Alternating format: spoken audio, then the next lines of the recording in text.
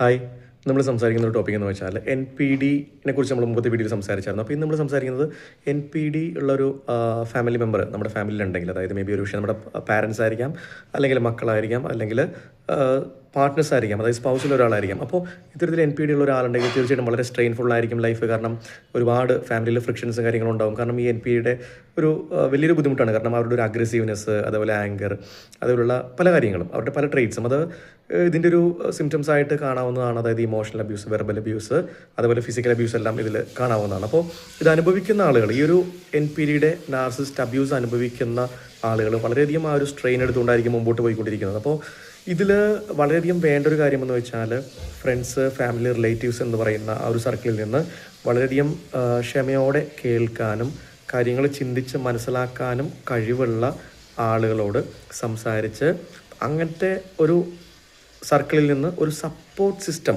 Create ചെയ്യേണ്ടത് വളരെ ആവശ്യമാണ്. അതിൻ്റെ കൂടെ തന്നെ ഒരു പ്രൊഫഷണൽ സൈക്കോളജിക്കൽ സപ്പോർട്ട് എടുക്കേണ്ടതിൻ്റെയും ആവശ്യം വളരെ വളരെ അധികമാണ്.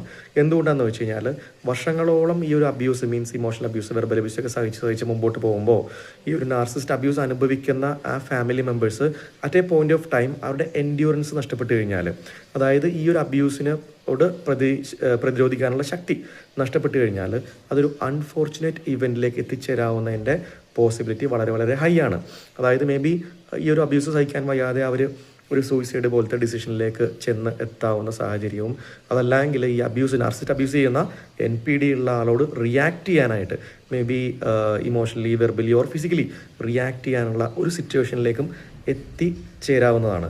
അപ്പോൾ ഇവരുടെ ഈ ഒരു എൻഡ്യൂറൻസ് നഷ്ടപ്പെട്ടു പോവാതിരിക്കാനായിട്ട് ഇവർക്കൊരു സപ്പോർട്ട് സിസ്റ്റവും, മീൻസ് ഫ്രണ്ട്സ്, ഫാമിലി, റിലേറ്റീവ്സ് എന്ന് പറയുന്ന സർക്കിളിൽ നിന്നുള്ള ഒരു സപ്പോർട്ട് സിസ്റ്റം, അവർ ആ ഒരു അനുഭവിക്കുന്ന ബുദ്ധിമുട്ട് സംസാരിച്ചൊന്ന് റിലീവ് ചെയ്യാനായിട്ട്, അല്ലെങ്കിൽ കാര്യങ്ങൾ കുറേ കൂടി ഫാമിലിയിൽ ബാലൻസ് ചെയ്തുകൊണ്ട് പോകാനായിട്ടുള്ള ആ ഒരു സപ്പോർട്ട് സിസ്റ്റവും, അതിൻ്റെ കൂടെ തന്നെ ഒരു പ്രൊഫഷണൽ കൗൺസിലിംഗ് സപ്പോർട്ടും കൂടെ ഉണ്ടെങ്കിൽ വലിയ കുഴപ്പങ്ങളില്ലാതെ, വലിയ പ്രശ്നങ്ങളില്ലാതെ, അതല്ലെങ്കിൽ മുൻപേ പറഞ്ഞ പോലെ ഒരു അൺഫോർച്ചുനേറ്റ് ഇവൻറ്റ്സ് സംഭവിക്കാതെ, ഒരു സൂയിസൈഡ് പോലത്തെ ഒരു ഇവൻറ്റോ, അതല്ലെങ്കിൽ തിരികെ ഒരു എൻ പി ഡി ഉള്ള ആളോട് റിയാക്ട് ചെയ്തു പോകുന്ന ഒരു അവസ്ഥയിലേക്ക് എത്തിച്ചേരാതെ അത്യാവശ്യം ബാലൻസ്ഡ് ആയിട്ടുള്ള രീതിയിൽ ആ ഒരു ഫാമിലി മുമ്പോട്ട് കൊണ്ടുപോകാൻ സാധിക്കുന്നതാണ്. Thank you.